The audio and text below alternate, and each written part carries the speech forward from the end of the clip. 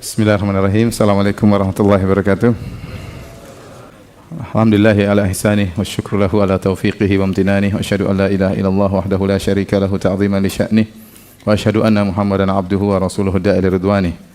Allahumma salli alaihi wa ala alihi wa ashabihi wa ikhwanih. Hadirin dan hadirat yang dirahmati Allah Subhanahu wa taala, kita masuk pada babun minal imani billahi as-sabru ala aqdarillah. Termasuk daripada iman kepada Allah, sabar atas takdir-takdir Allah Subhanahu wa taala.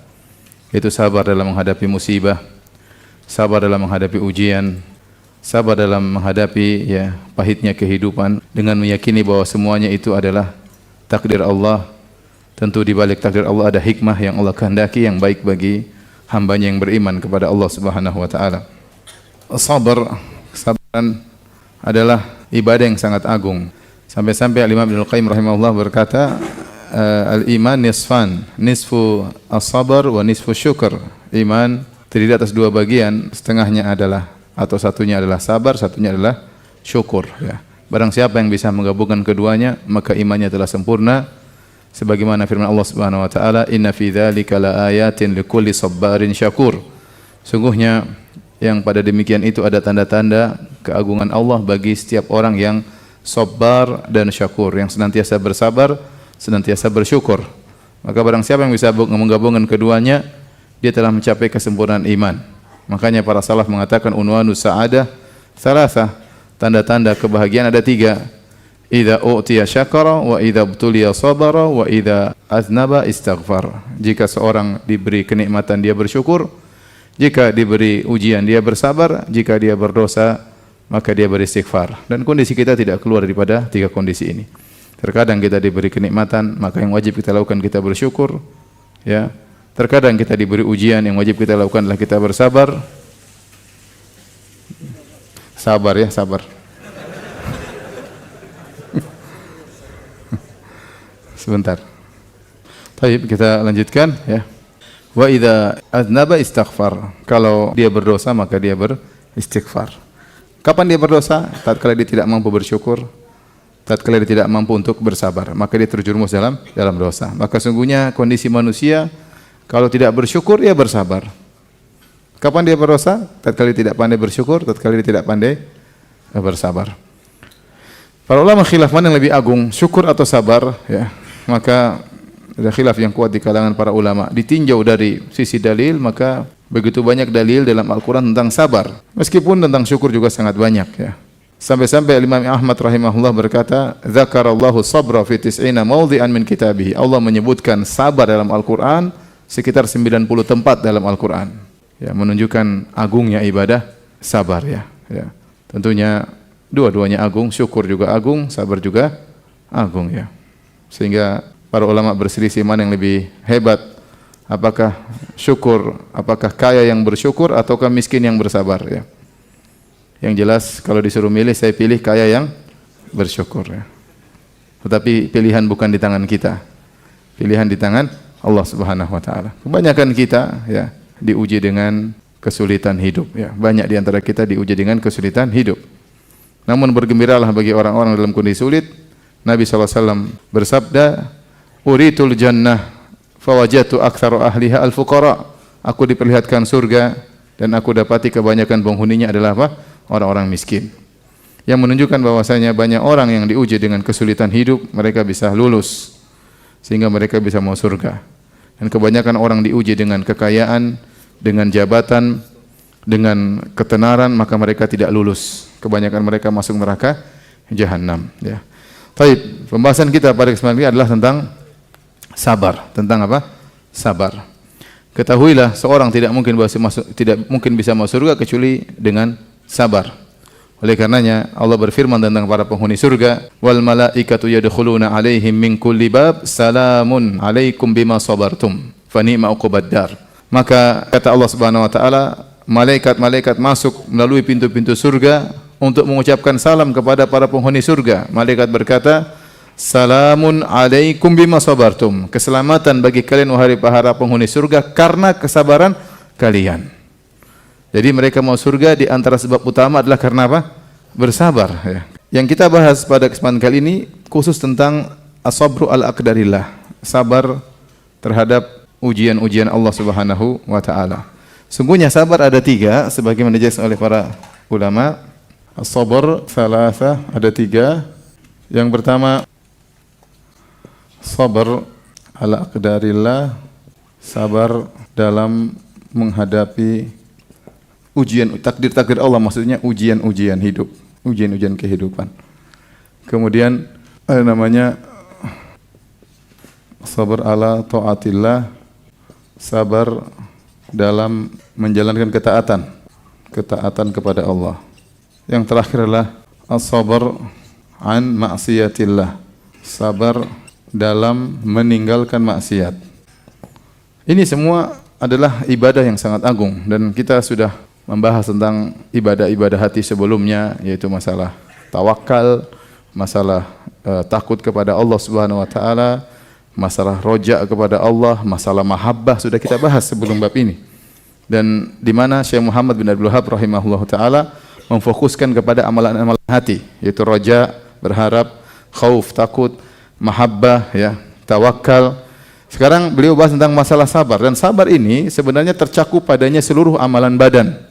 Ya, ada namanya amalan hati, ada namanya amalan lisan, ada namanya amalan badan. Hati yaitu menerima ini takdir Allah Subhanahu wa taala. Kemudian lisan, menahan lisan jangan sampai mengungkapkan kata-kata yang menunjukkan tidak sabar terhadap keputusan Allah atau protes kepada keputusan Allah. Kemudian tangan dijaga jangan sampai melakukan tindakan-tindakan yang menunjukkan ketidaksetujuan terhadap keputusan Allah, seperti menjambak rambut, merobek-robek baju, melempar piring, yang memukul meja dan macam-macamnya. Makanya as-sabar dalam bahasa Arab diambil dari al-habsu. Al-habsu artinya menahan.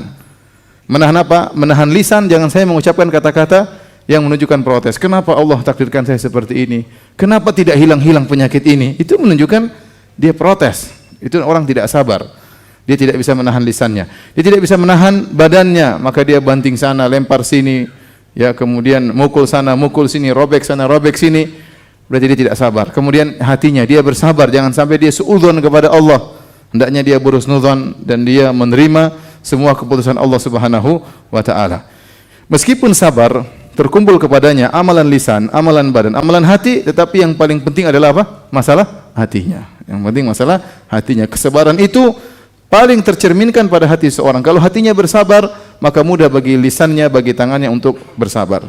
Maka sebenarnya sabar ini mencakup 3 amalan, lisan, badan, dan hati, tetapi dia lebih terfokus pada amalan hati. Maka sungguh indah Syekh Muhammad bin Abdul Wahhab rahimahullah taala tatkala membawakan sabar setelah khauf, mahabbah, roja, tawakal, baru kemudian masalah apa?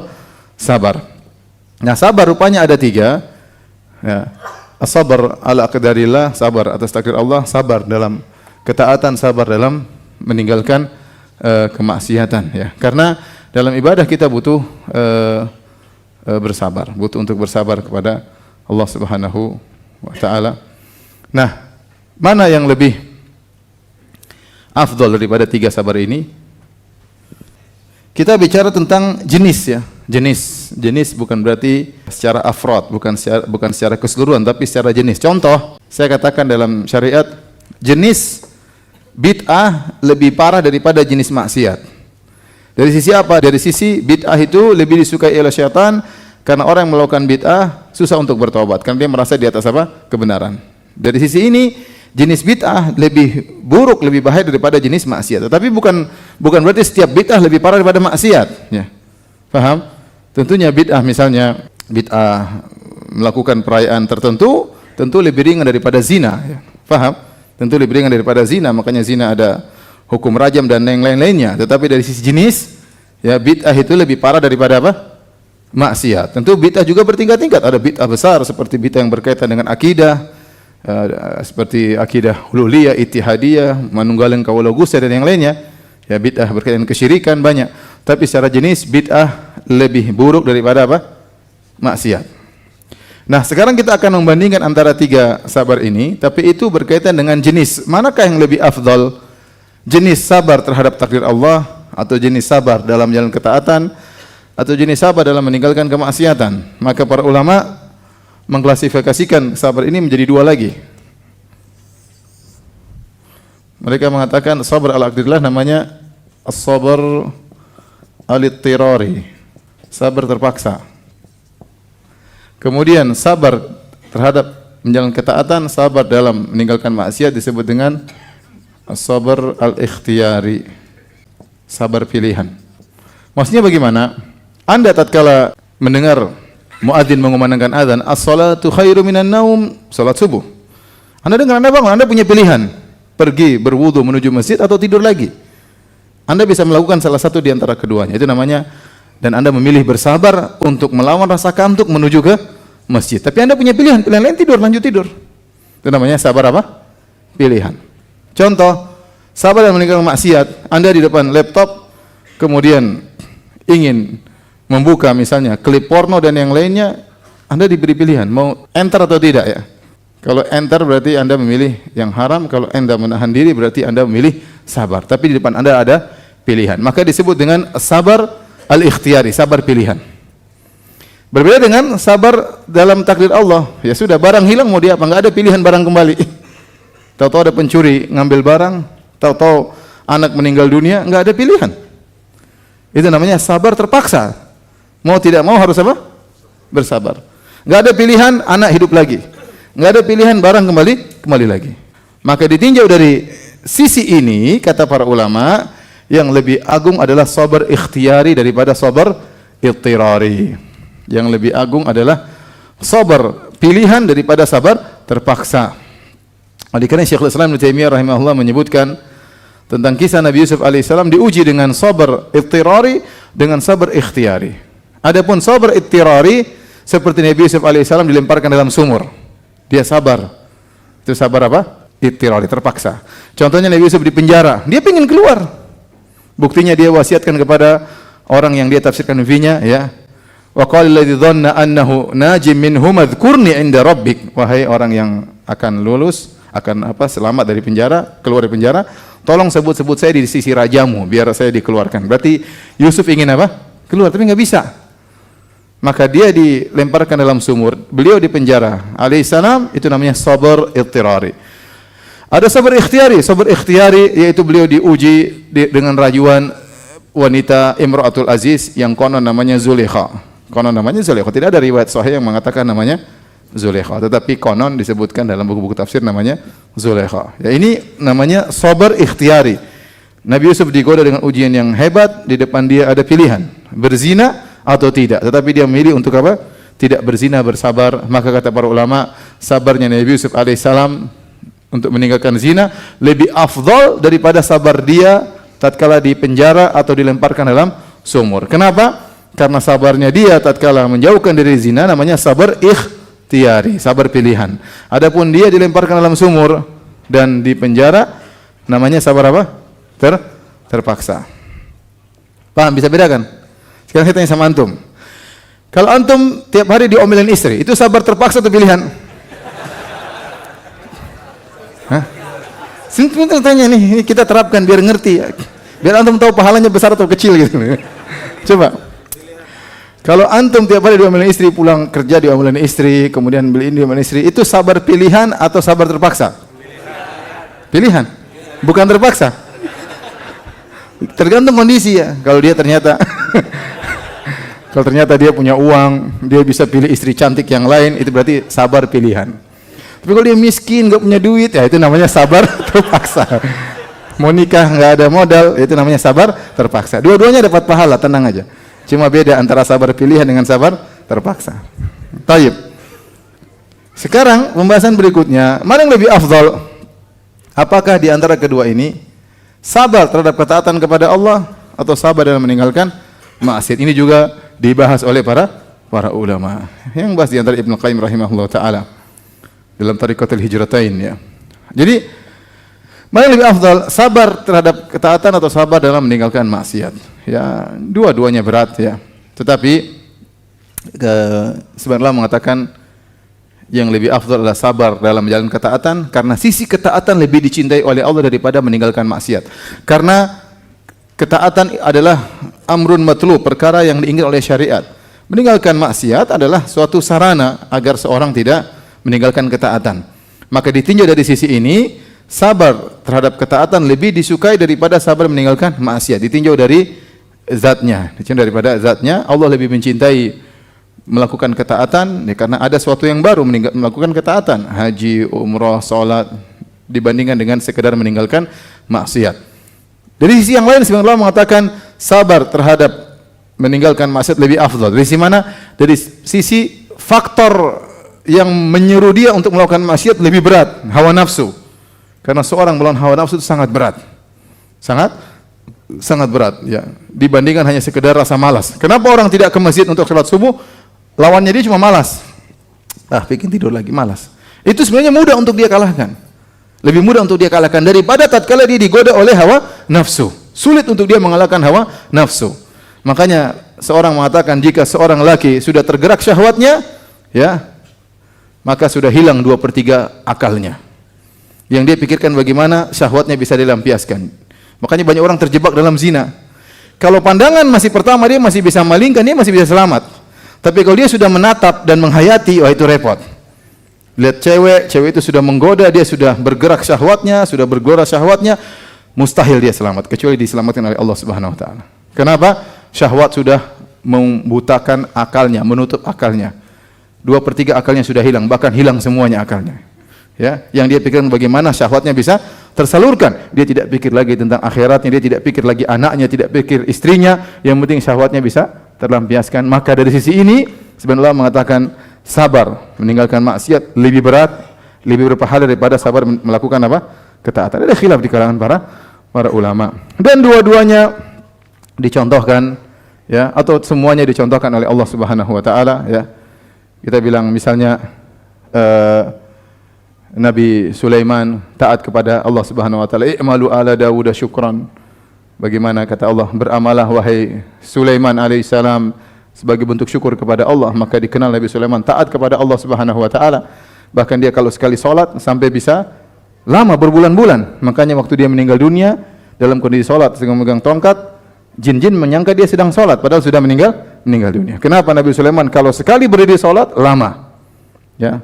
Kuatnya dia beribadah kepada Allah Subhanahu wa taala. Nabi Daud juga alaihissalam sampai Nabi mengatakan, "Afdhalus salat salatu Daud." Sebaik-baik salatnya Nabi Daud. "Afdhalus siyam siyamu Daud." Sebaik-baik puasanya Nabi Daud ya. Nabi Muhammad sallallahu alaihi wasallam juga taatnya luar biasa. Contoh seperti sabar meninggalkan maksiat yang Allah abadikan dalam Al-Qur'an seperti Nabi Yusuf alaihissalam.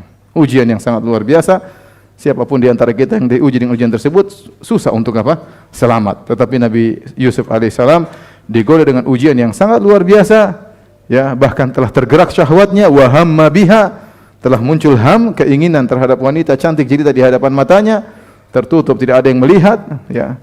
Tetapi Allah selamatkan dia, ya. Kemudian sabar dalam takdir Allah, ujian seperti Nabi Ayub alaihissalam, "Inna wajadnahu sabiran, ni'mal abdu innahu awwab." Kami dapati Nabi Ayub sabar, diuji dengan penyakit yang membuat orang-orang semua lari daripada dia, ya, bertahun-tahun, ya.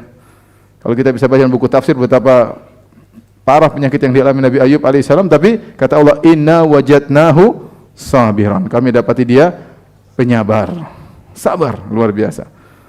Ya, ni'mal abdu, sebaik-baik hamba, innahu awwab, seorang yang senantiasa kembali kepada Allah Subhanahu wa taala. Nah, yang kita bahas ikhwan, nahwat yang dirahmati Allah Subhanahu wa taala, yang ini yang sedang kita bahas pada kesempatan kali ini, as-sabru ala aqdarillah. Sabar terhadap takdir-takdir Allah yang mungkin menyakitkan hati, yang mungkin membuat hati tersayat-sayat, ya, karena ujian yang sulit dihadapi oleh seseorang. Selanjutnya Syekh Muhammad bin Wahab rahimahullahu taala membawakan ayat Allah Subhanahu wa taala, wa qaulillahi taala, wa man yu'min billahi yahdi qalbah. Barang siapa yang beriman kepada Allah, yahdi qalbah, maka Allah akan beri petunjuk kepada hatinya. Wallahu bikulli syai'in alim. Sungguhnya Allah Maha mengetahui segala sesuatu. Qala Alqamah rahimahullahu taala, beliau berkata, ya, beliau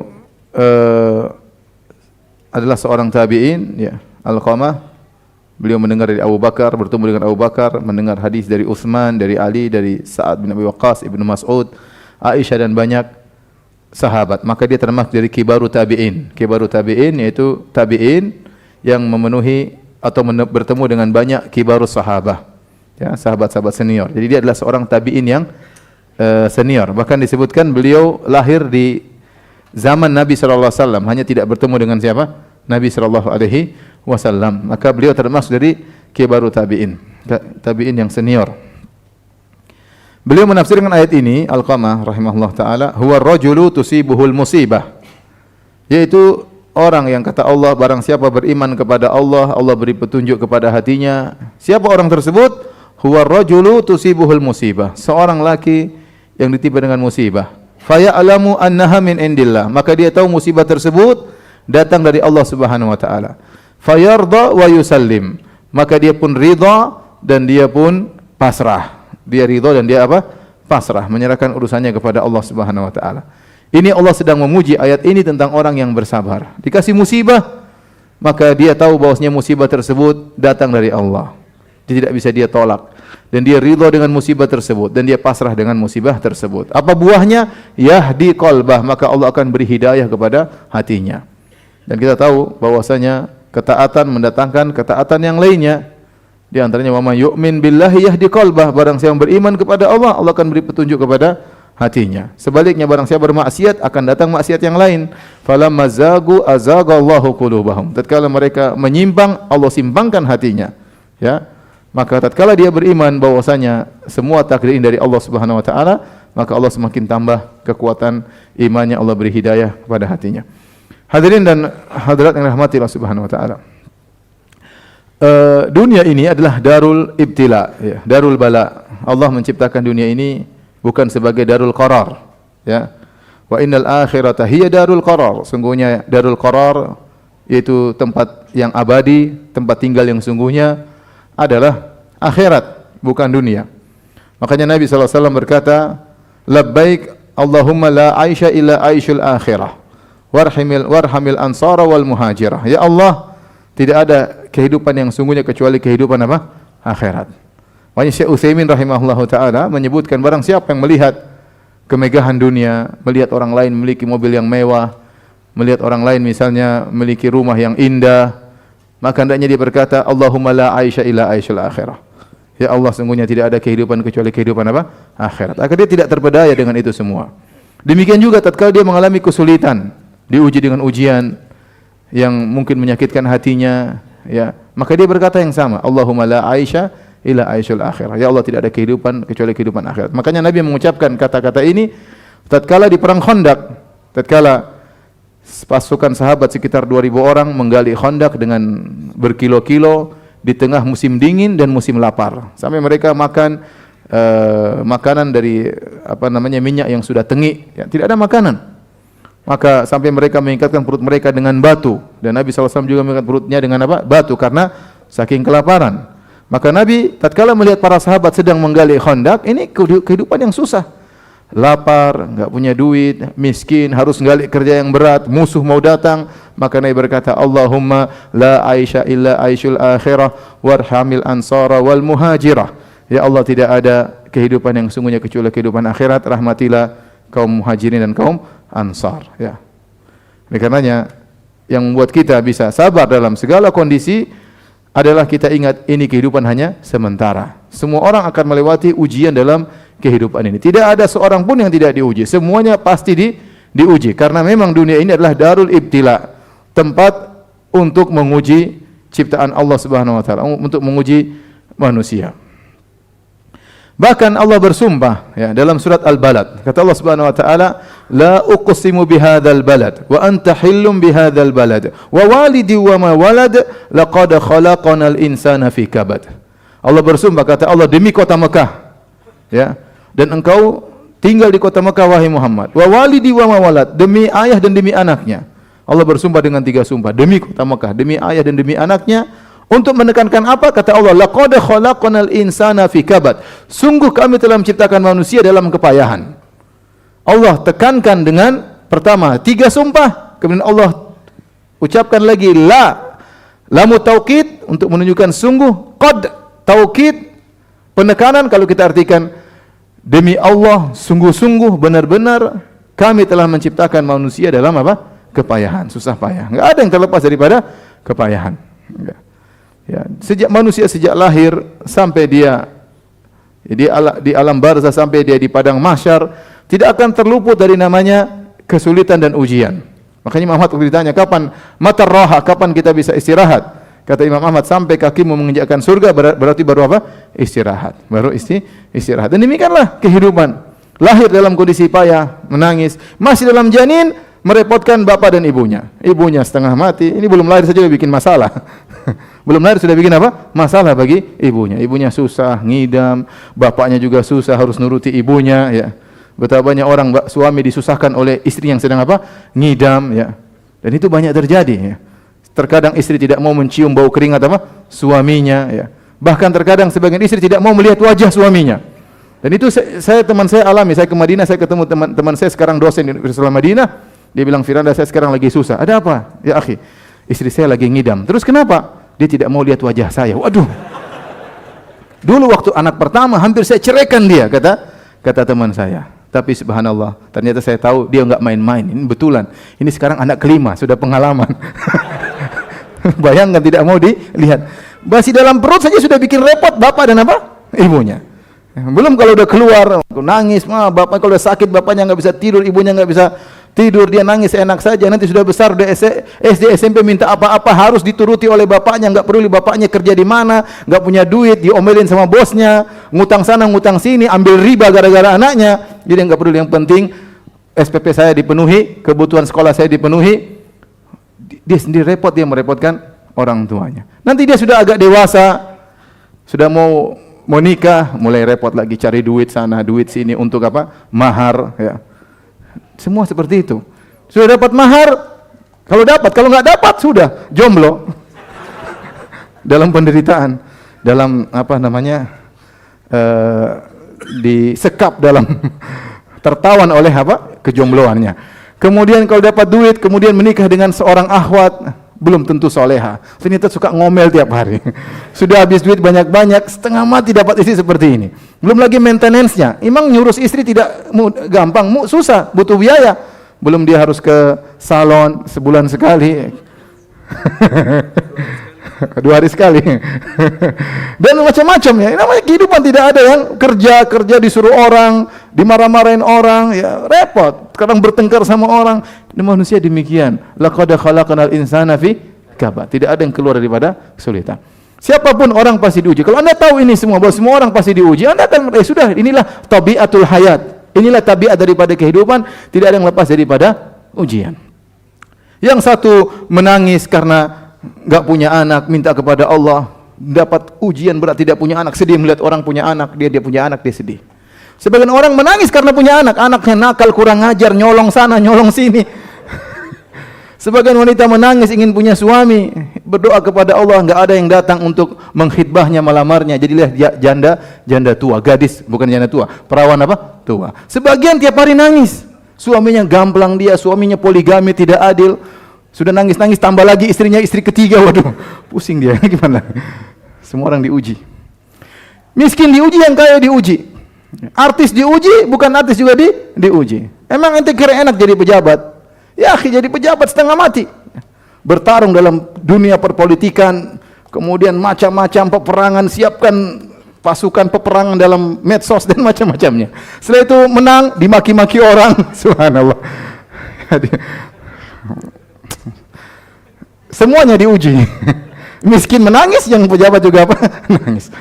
Semuanya diuji. Enggak ada yang tidak diuji, si kaya, si miskin, laki-laki, perempuan, semuanya diuji dengan ujian karena Allah telah bersumpah, laqad khalaqnal insana fi kabad. Kami dalam menciptakan manusia dalam kepayahan. Jadi jangan bermimpi seorang lepas dari ujian.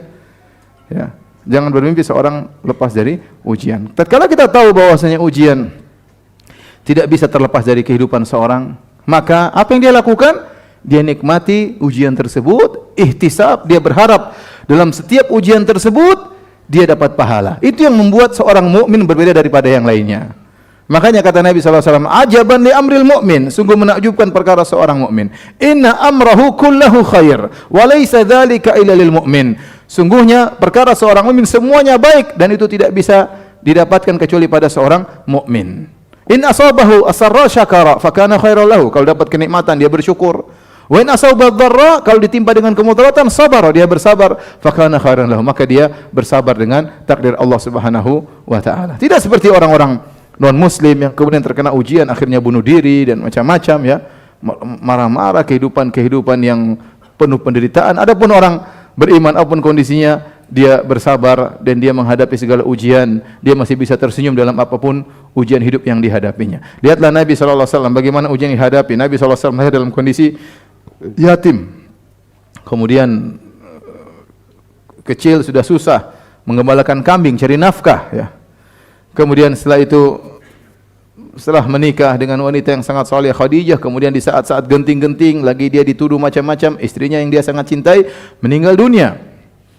Ya, kemudian anak-anaknya seluruhnya meninggal, ya, kecuali Fatimah radhiyallahu taala anha. Nabi SAW diusir dari kampungnya, hartanya direbut oleh orang Quraisy, dimusuhi oleh karib kerabatnya. Bayangkan, dimusuhi oleh karib kerabatnya orang-orang Quraisy, dimusuhi oleh om dekatnya Abu Lahab. Ya, kemudian harus keluar dari kota Mekah. Orang-orang dijadikan sayembara, kalau bisa tangkap dia dapat 100 ekor onta. Ya, bayangkan. Kemudian sampai berikutnya diuji lagi dengan ujian peperangan yang tidak ada henti-hentinya. Ya, diracun oleh orang wanita Yahudiyah. Ya, kemudian sakit yang dialami oleh Nabi Shallallahu Alaihi Wasallam, berpindah dari satu ujian kepada ujian yang lainnya. Tapi Nabi Shallallahu Alaihi Wasallam menghadapi semuanya dengan apa? Senyum. Dengan apa? Senyum. Itu bedanya orang beriman dengan orang tidak beriman. Bahkan kalau seorang ternyata sudah di masa tua, umur 50, mulai kena gula, ya udah, mau diapain? Itu sabar pilihan atau sabar terpaksa? Sabar terpaksa. Ya udah, tiap hari harus minum apa? Obat gula. Ya udah, setiap minum dia cari pahala. Bismillah, dapat pahala. Setiap minum. Terkadang dia harus suntik apa? Insulin. Besi masuk dalam badannya, enggak apa-apa. Dia cari apa? Pahala. Jadi setiap kita diuji cari ihtisab, cari pahala. Karena bisa jadi semua ujian tersebut menimpa seorang mukmin sampai dia keluar dari dunia ini, dia berjalan tanpa ada laisa lahu khati'ah, tidak ada dosa sama sekali. Dia berpindah dari satu ujian kepada ujian yang lain. Maka pembahasan kita diperlukan oleh seluruh hadirin. Saya rasa tidak seorang pun dari kita yang tidak diuji, semuanya pasti diuji. Ustadz punya ujian tersendiri. Antum ya, audiens juga punya ujian apa? Tersendiri. Orang kaya punya ujian tersendiri, orang miskin punya ujian tersendiri. Tidak ada yang lolos daripada ujian. Hanya terkadang ujiannya banyak, terkadang ujiannya kecil, tapi semuanya diuji oleh Allah Subhanahu wa taala. Maka yang paling penting adalah tatkala seorang diberi ujian oleh Allah Subhanahu wa taala, dia beriman kepada Allah, yu'min billah, dia beriman kepada Allah, maksudnya faya'lamu annaha min indillah. Dia tahu musibah itu dari Allah Subhanahu wa taala, bukan dari siapa-siapa. Dari Allah. Jadi Allah tahu, makanya Allah tutup ayat ini dengan mengatakan wallahu bikulli syai'in alim. Allah Maha mengetahui atas segala sesuatu. Musibah yang menimpamu, Allah tahu. Allah tidak salah menimpakan musibah itu kepadamu. Allah tidak salah. Allah tahu ini musibah pantas buat kamu, kadar musibahnya sekian, kamu pantas dikasih musibah ini, apakah untuk mengurangi dosa-dosa atau untuk mengangkat derajat, Allah tahu. Dan Allah tahu bagaimana sikapmu tatkala menghadapi musibah tersebut. Allah tahu bagaimana hatimu tatkala menerima musibah tersebut.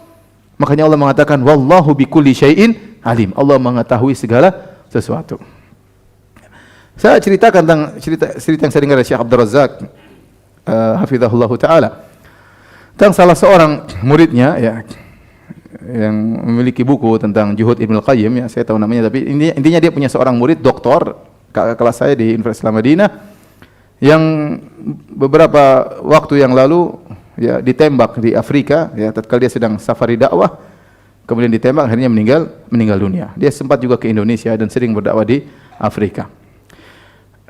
Intinya orang ini dokter akidah ini ya sangat dekat dengan ayahnya, sangat dekat dengan ayahnya. Dia memiliki beberapa saudara, tapi dia paling dekat dengan bapaknya. Kata Syekh Abdul Razak, dia tidak pernah melihat kedekatan seorang anak dengan bapaknya seperti murid saya ini. Murid tapi sekaligus teman, kata Syekh. Dulu murid saya tetapi karena dekat akhirnya menjadi teman. Kami sering telepon-teleponan dan saya tidak pernah melihat orang dekat dengan bapaknya seperti teman saya ini. Artinya apa? Dia tiap hari punya waktu 1 jam kalau tidak salah, pada asar dia ngobrol sama bapaknya. Datang kemudian bikin kopi buat bapaknya, ngobrol seperti teman sendiri.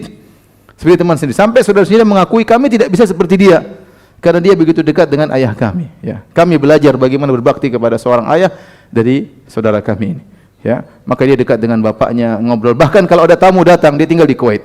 Kalau ada tamu datang dari Saudi ketemu dia di Kuwait, begitu waktu asar minta izin. Saya mau temani apa? Bapak dulu. Saking dekatnya dia dengan bapaknya. Jadi bapaknya sangat sayang kepada anak ini. Suatu hari terjadi kejadian tersebut. Ya.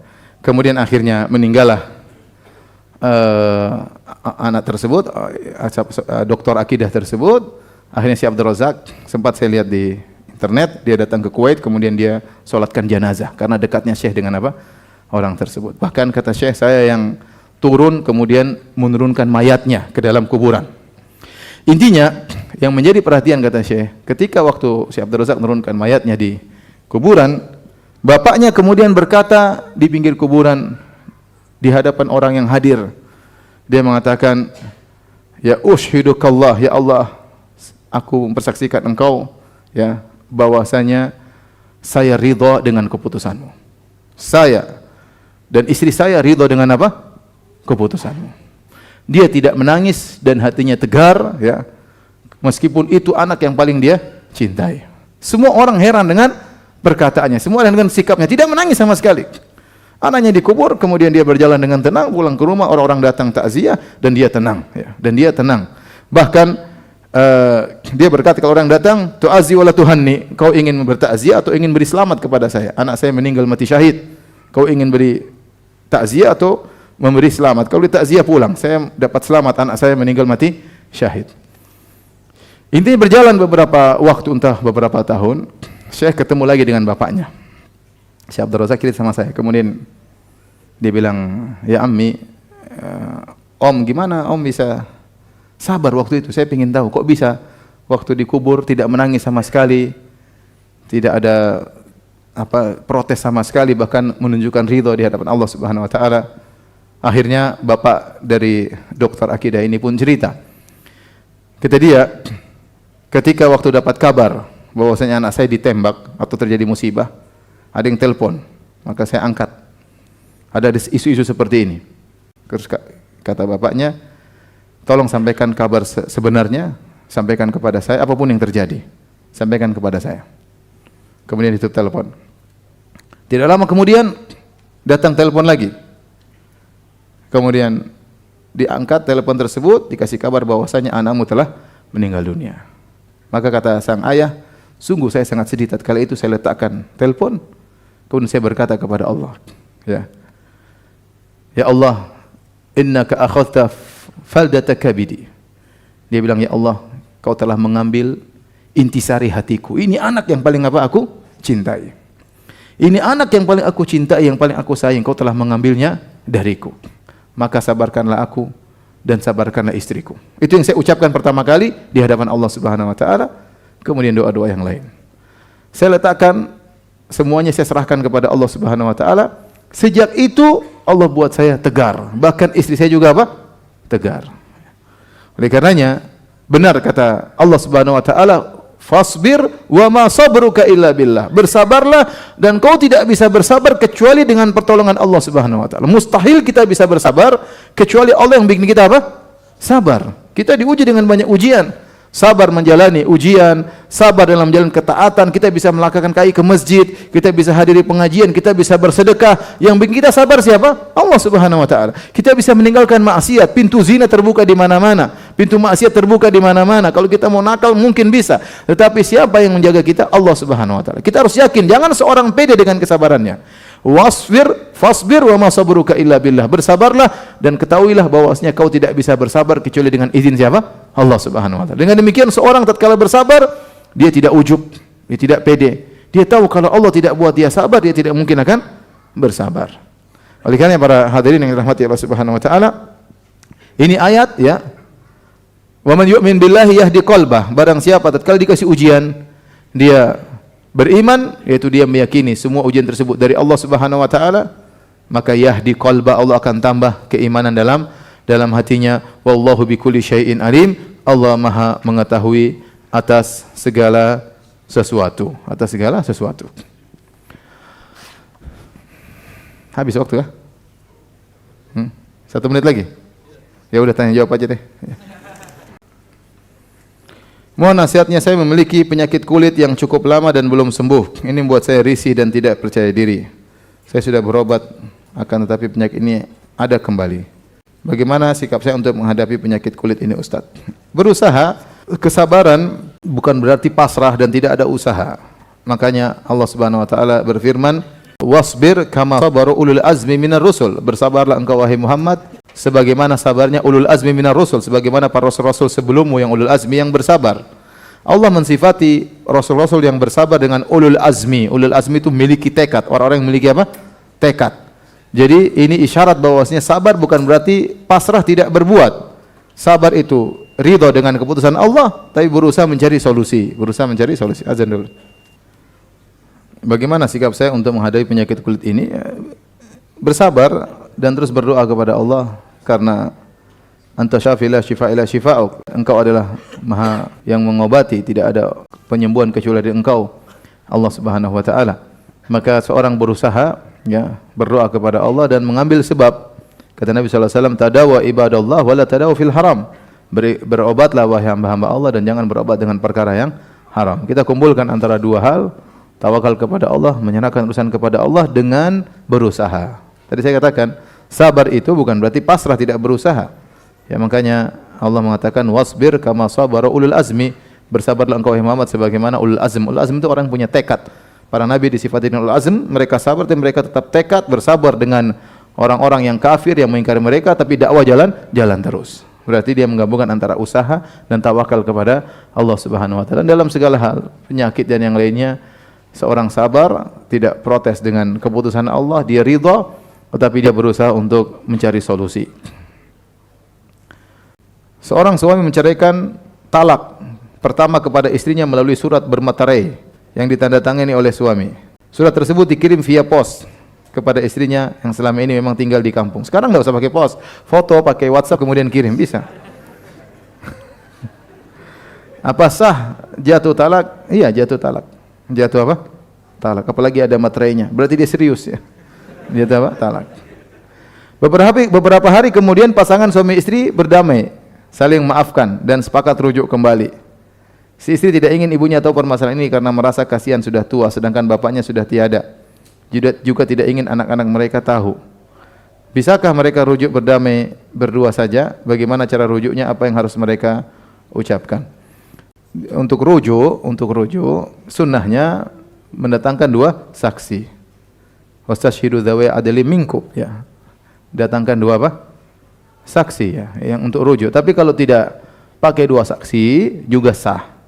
Ya, pendapat yang benar dua saksi tersebut tidak wajib tapi disunahkan. Kenapa dibutuhkan dua saksi? Agar tidak ada permainan lagi. Agar sang suami juga hati-hati kalau menjatuhkan apa? Cerai ya. Tapi dia cerai tanpa saksi dan rujuk tanpa saksi juga boleh.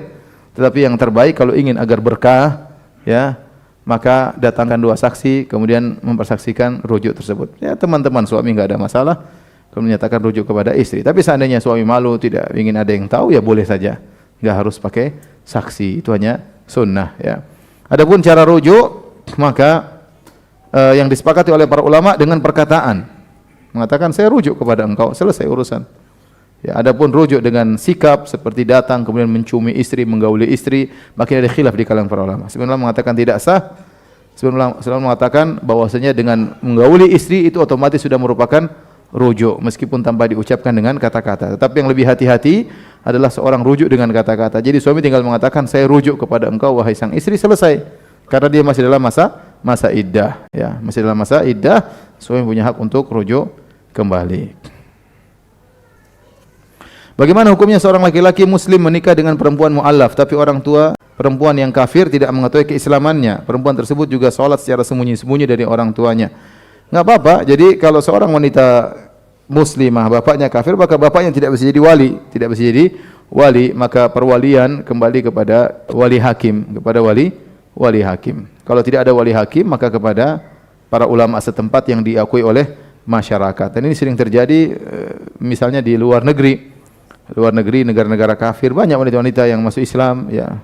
Kemudian harus ada yang menyelamatkan mereka. Kalau mereka hidup terus di lingkungan kafir, mungkin diintimidasi dan yang lainnya, maka dinikahi oleh ikhwan-ikhwan di sana. Dan yang menikahkan tentunya di sana tidak ada wali hakim juga kafir. Maka yang nikahkan adalah ustadz yang pemimpin markas di sana atau ulama yang dikenal, maka mereka boleh menikahkan. Ya, tapi masalah memberitahu orang tuanya atau tidak ditimbang dengan maslahat. Ditimbang dengan apa? Maslahat, ya. Maslahat bagaimana kalau kasih tahu orang tuanya, bagaimana kalau orang tuanya tidak tahu, lihat maslahat. Bisa jadi kalau dikasih tahu orang tuanya dia sudah masuk Islam, kemudian dipenjarakan, disimpan dalam rumah, tidak bisa keluar, bisa jadi, ya. Maka kita semakin membuat dia terpuruk dalam apa? Kesulitan. Tapi ini dirundingkan, dipikirkan bersama. Bagaimana pendapat Ustaz tentang istilah manhaj muwazanah? Banyak ikhwan-ikhwan yang mengelompokkan beberapa ustaz salaf ke dalam kategori ini. Buat saya ini cukup membingungkan. Muwazanah itu secara bahasa artinya menimbang atau disebut dengan keadilan. Artinya kalau seorang menyebutkan keburukan seorang, sebutkan juga kebaikannya, ya. Ini masalah muwazanah. Maksudnya tatkala mengingatkan keburukan seorang, asalnya kita tidak perlu menyebutkan kebaikannya, ya. Asalnya tatkala kita memperingatkan kesalahan orang, tidak perlu kita sebutkan apa? Kebaikannya, ya. Misalnya ada orang mencuri, kita bilang ada pencuri, lari ke sebelah utara, ya sudah. Enggak usah bilang tapi dia rajin sholat, bapaknya juga ini, dia anaknya udah biar mencuri aja, enggak apa-apa. Akhirnya mentah apa yang kita ingatkan kepada masyarakat, ya. Maksudnya seperti jadi, makanya tatkala kita memperingatkan seorang di kesalahan, cukup kita sebutkan apa? Kesalahannya. Si fulan, ustaz ini salah 1 2 3 4, sudah cukup. Tidak perlu kita harus menyebutkan apa? Kebaikannya. Ini hukum asal. Tetapi dalam kondisi tertentu terkadang kita harus menyebutkan kebaikannya demi kemaslahatan. Contoh, kita berbicara kepada suatu masa yang mereka semua cinta kepada orang ini. Ya. Dan mereka sekarang orang banyak yang baper. Kalau kita nyebut salahnya, dia akan mungkin malah mentah tahziran kita kepada orang ini. Maka tidak mengapa kita mengatakan memang ustadz kali ini memang baik, oke, tapi dia punya kesalahan ini, ya. Kita bilang dia oke, setelah itu kita sebut apa? Kesalahan. Jadikan kesalahan yang terakhir, ya, supaya kesalahan tersebut bisa dilihat oleh orang agar dijauhi kesalahan tersebut. Tapi kalau sebaliknya, ustadz ini punya kesalahan begini, tapi dia memang baik, dia soleh, orang akhirnya tidak perhatian lagi terhadap kesalahan tersebut. Akhirnya peringatan kita jadi mentah, tidak ada manfaatnya. Tapi intinya ini melihat maslahat dan apa? Mudarat. Melihat maslahat mudarat. Ya, oleh karenanya Syekhul Islam Ibnu Taimiyah terkadang tatkala menyampaikan suatu kesalahan, dia sebutkan juga kebaikan kelompok tersebut dalam suatu kondisi-kondisi apa? Tertentu. Tidak mutlak, tidak boleh menyebutkan kebaikan orang sama sekali, juga enggak ada dalam kamus para ulama. Para ulama terkadang menyebutkan kesalahan saja, terkadang menggandengkan kesalahan dengan kebaikan kalau ada maslahat yang mereka lihat. Toh ini masuk dalam masalah amar ma'ruf nahi mungkar, dan amar ma'ruf nahi mungkar dibangun di atas apa? Maslahat. Jadi jangan terlalu terdaya dengan orang bikin istilah baru, manhaj muwazanah, kemudian oh ini ustaz muwazanah. Enggak, kita lihat dulu maksudnya bagaimana, ya. Jangan terpedaya dengan suatu apa? Istilah. Paham? Jangan terpedaya dengan suatu istilah. Tapi demikian saja kajian kita. Subhanakallah bihamdik, asyhadu alla ilaha illa anta, astaghfiruka wa atubu ilaik. Assalamualaikum warahmatullahi wabarakatuh.